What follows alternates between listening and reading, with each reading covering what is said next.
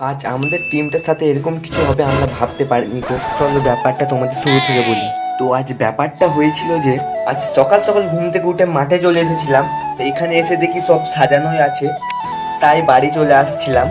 আর আসার সময় মাঠে দেখতে পাই এদের পুঁত পাকামো, তাই ওখানে বেশিক্ষণ না থেকে ওদের পাকামো দেখে আমি বাড়ি চলে আসি। যেহেতু আমার নিনজাটা সার্ভিসে দেওয়া আছে তাই বেরিয়েছিলাম আমার জিটি 650টাকে নিয়ে।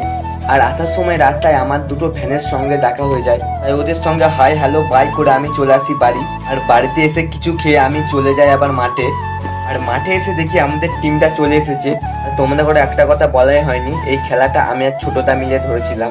আর দেখতে দেখতে শুরু হয়ে যায় আমাদের ফার্স্ট ম্যাচ। আর ফার্স্ট ম্যাচে আমরা 3 গোলে জিতে যাই। তারপর আমরা সেকেন্ড ম্যাচেও 2 গোলে জিতে যাই।